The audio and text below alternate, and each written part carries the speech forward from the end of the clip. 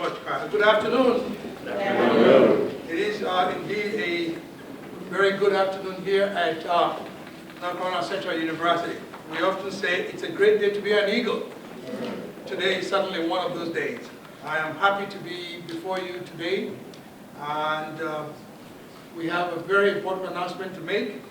But before we do that, I wanted to first of all just bring greetings to all of our students, our faculty, our staff, alumni, and our loyal Eagle fans who are here this afternoon. I'd like to begin by thanking you and by recognizing members of the North Carolina Central University Board of Trustees. We've been talking to our board. I don't believe any one of them is here, but we thank them nevertheless. They've been working with us today. I also want to express special thanks to two members of our Board of Trustees in particular. That is Trustee Barbie, John Barbie, and Trustee Kevin Holloway. These are members of our board who have been intricately involved with us through this process of the search for a new head coach. For more than a century, North Carolina Central University has distinguished itself as a stellar academic institution. And over the years, we have also built an athletics program that has educated and trained numerous accomplished student athletes and scholars who have excelled off and on the fields of play, from basketball and track to softball and to football. Since NCCU transitioned into Division I in 2011, we have enhanced a strong foundation that has led us to successful records in many of our 15 sports. I'm confident that today's announcement highlighting our new head football coach will add to NCCU athletics winning program. Much can be said about the legacy of the NCCU alumnus who will take the helm of our football program today. Only the third Eagle to lead the program. He knows the game well, having played on our gridiron as a student and earning both all-conference and all-region honors. The son of Golden Eagles, NCCU alumni who graduated 50 or more years ago. This Eagle has a record of winning as a member of 3 championship-winning coaching staffs. He is also married to NCCU alumna, so he is a seasoned and gifted Eagle with a passion for and deep connection to this institution.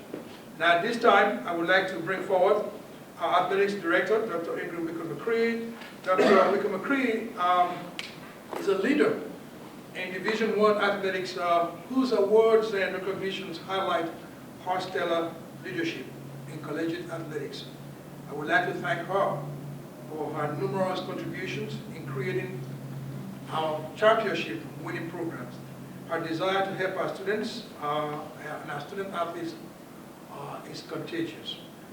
Dr. Wickham-McCree and I have been working very hard to get to this point today, and I am so delighted that I believe we have made the best decision for our football program in NCCU history. So, will you please come and introduce our head coach?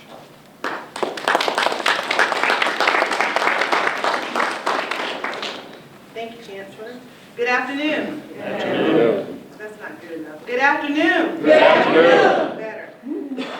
Well, when Chancellor Accolade gave me the charge, or gives me the charge to find the best coaches that we can find for our student athletes, he expects me to find men and women of integrity who understand the importance of academic success and student-athlete well-being. They must be winners and are committed to institutional control. These attributes and characteristics were used to govern this process. And because we place very high value on our student-athlete well-being, we also received feedback from some of our student-athletes about what they wanted to see in their next football coach. They said energy, the ability to relate to them, a disciplinarian, someone who will hold them accountable, family-oriented, positive, someone who is down to earth, honest, a coach who knows how to win, and a coach who has swag.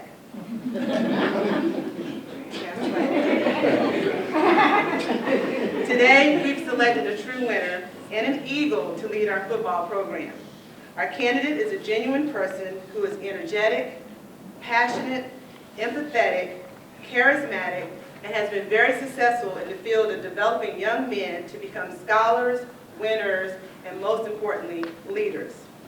I can personally attest to all of these attributes as I've watched him develop from a student athlete to a graduate, a husband, a father, and now the leader of our football program. But just a few notes on why Coach Oliver propelled to the top of our candidate list. Again, as Chancellor noted, he was an acclaimed student athlete here, a 4-year starter at defensive back and a punter, and he is 10th in all-time tackles and 3rd in punting average. After graduating, he began his coaching year over 20 years ago with stints at Delaware State University, then back to his alma mater, coaching for 4 years as part of the CIAA back-to-back championship teams and 2 NCAA Division II playoffs. His success then led the coaching staff to Grambling University, for which he was a part of their SWAC championship and the Black College National Championship. He also spent 4 years at the school down the road, and again, helped secure a bid. We don't take this, not against you. And helped secure a bid to the Celebration Bowl, and once again, named Black College National Champions. For the past 3 seasons, he served as defensive coordinator at Southern University, further enhancing his leadership and player development skills to prepare him for this day. And talking about being a winner and knowing how to win, in the past 15 seasons as a coach at 4 different universities, he's been a part of only 1 season with fewer than 7 wins. During this time, he has celebrated 124 victories for an average of more than 8 triumphs per year and a winning percentage of .725. At each stop, he served as recruiting coordinator, which is very, very important. He understands North Carolina recruiting and UNC admission standards. And he's recruited all conference players, All-Americans, and professional football players. Chancellor Akinleye holds us all accountable in delivering the Eagle Promise. This is done through hard work and teamwork with no excuses. Thus, as I close, we look to no further than the words of our past president, Alfonso Elder, who stated that excellence without excuse is a shared responsibility. I have no doubt that our new football coach will embrace these thoughts and words as he takes responsibility for the success of our young men, both on and off the playing field. I present to you now our new head football coach, Colin Oliver III.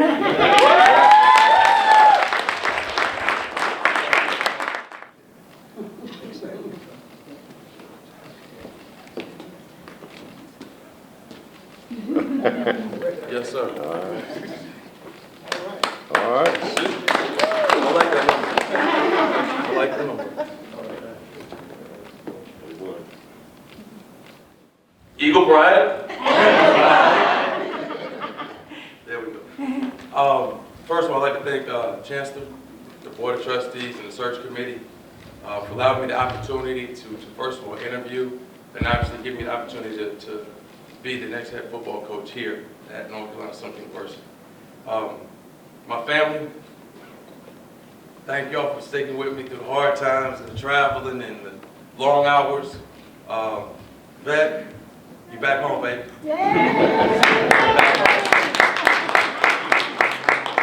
Reg, thank you for being there with me. I know it's been tough. Had to pull you out of high school your senior year and move back, but you know, you understood it was part of the job, part of the business, and thank you for supporting me. Brother-in-law, my niece, thank you guys for supporting me, and my roommates, my former roommates. Whenever I last stint here, I had to crash on the couch for a few nights. Friends and family, thank you all. And obviously, I'd like to thank my Lord and Savior, Jesus Christ. Without him, none of this would be possible, and I've truly, truly, truly been blessed.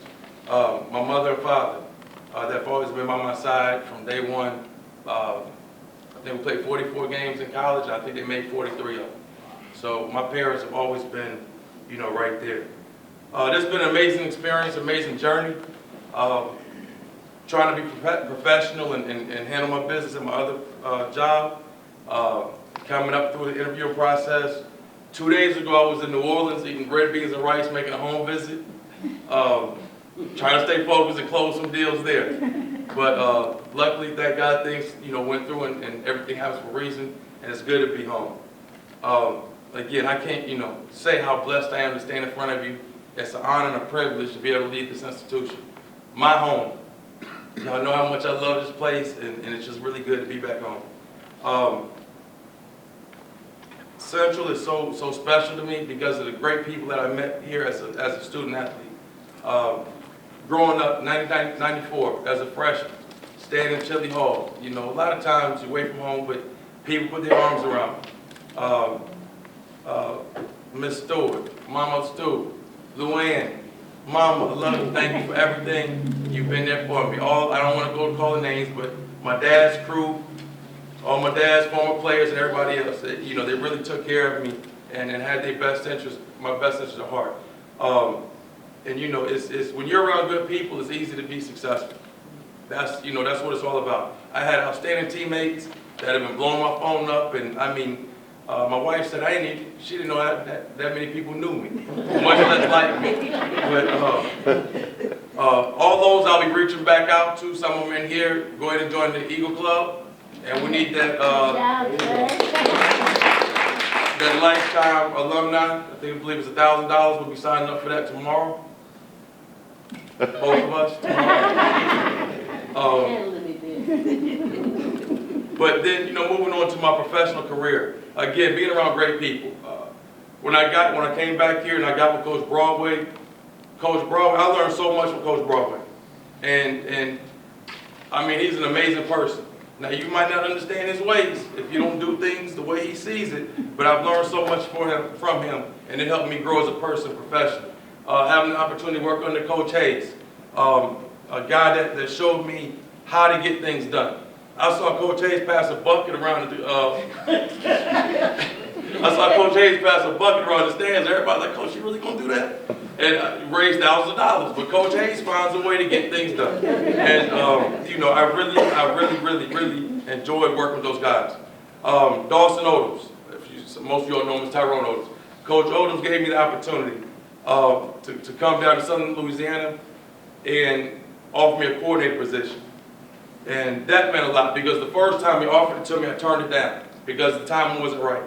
And I knew obviously to get to this point I needed to be a coordinator, but in my life, as far as my family and everything, it wasn't the right time to move. So I turned the job down. And he could have swept me off and brushed me off to the side, but he stuck with me and called me back again, and things worked out. Luckily, I got a chance to go down there. We had a successful 3 years. Amazing experience down there. But it's good to be back home. It's good to be back in the nest. And there's so many Eagles that have my back. They supported me, and the support's been unbelievable. My phone has literally not stopped ringing the last 24 hours. And Dr. McCree, we tried to keep it in the wraps the last few minutes, but once I resigned from my other job, it got crazy. And we get off the plane last night, and Vet asked me, was the press conference today or yesterday? So, but again, it's good to be back. And my vision here, and I came here for one reason only, to turn this program into a championship program. That's right, true. Not a winning program. I don't want to win 2 or 3 games this year, win a championship next year. I want to build a culture here, a championship culture. That's what I want to do. And I think that starts, obviously, with surrounding yourself with good people. We're going to put a great staff together. It should be a couple of Eagles on there. And it's going to be diverse as far as recruiting areas and things of that nature. And I think with building the program, there's a couple things that we really going to have to do. And that's get that Eagle pride back into the program. And talking to a bunch of the former players and everything, that was the big thing. They were talking about Eagle pride. And watching the guys, the past couple of years, watching the guys play really, really hard. but it was just something missing whenever I watched those games. And I think personally, when I say Eagle pride, I'm talking about unity, and I'm talking about discipline. And I think with those things right there, if we'll fight for one another and we have discipline in our program, that the sky's the limit. And those guys have to understand we're playing for the name on the front of our jersey, not the name on the back. And so many times you see guys make a play, and there's a big play, a third down stop, and they run across over here and celebrate by themselves, and then you see a penalty. We're not going to do that. Now, what we're going to do is we're going to make that big play, and we're going to get together in a group, and we're going to act a fool. But it's not going to be about itself, okay, and drawing attention to ourselves. This thing right here is way bigger than me. They've been playing football here 100 years before. They're going to be playing 100 years after Coach Oliver leaves. So I'm not that important in the grand scheme of things, okay? It's much bigger than me. And these young men have to understand that also. And I think for them to understand that, they have to know where they came from. The people that paved the way and gave them opportunity to come out here. When I was here before, we didn't have any equipment. We had probably about 70 guys on the team and about 50 helmets. And Trei Oliver was in you in school. One guy would come off the field and hand another guy a helmet, he running on the field. And you know, the program has come so far. And I think, you know, again, guys have to understand the history of where the program came from for us to move forward. I was interviewing with the guys, a couple of the players, and I asked them, excuse me, name 2 D linemen that came before you that were great, that were outstanding. Give me 2 dudes. I asked one of the DBs, name one guy, a defensive back that came before you that was a dude. And they kind of just like looked at me. They had no idea who I was, other than Trei Oliver, and he played football back in the day. Okay? But I'm talking about Trei Oliver. They shouldn't have said me. I'm talking about the Maurice Spencers, the Robert Massey's, those type people. Yeah. Ernie Barnes, not the artist, the NFL football player. You know, and they just have to understand that. And I think from there, once you respect the game, now we can start taking this thing forward. With the young men that we have here, I think first of all we I feel like Rubio up here.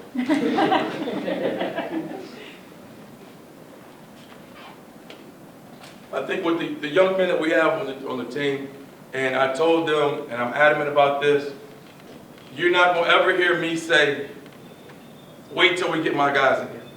My guys are here. That's right. My guys are either in that dorm, might be home for Christmas break right now, but my guys are right here already on campus. My guys are the ones that are going to go to class, that are going to respect women, that are going to do the things that we ask them to do. Okay? We don't have time to be going out trying to find this recruit, that recruit. We are going to recruit now, but the 10, 12 recruits that we bring in the grand scheme of things, aren't going to make that big of a difference probably next year. So next year, we're going to play with the same guys. We're going to get them coached up. We're going to instill discipline and unity, and we're going to win with the same guys that we had this past year. That's my vision. And to all the alum, I thank you all so much. A lot of folks for the past years have been straddling the fence about being all in, but right now, all the Eagles out there, we need you all to jump on both feet, financially as well as attendance at the games. And again, the Eagle Club needs all your help. The Alumni Association needs your help. And I'll be all throughout the East Coast, sitting near you, coming to solicit those funds, because we need them. Because we need them. And with that being said, it's good to be back home. It's good to be back in the nest. Thank you all so much for bringing me back. This has been an exclusive presentation of the NCCU Sports Network.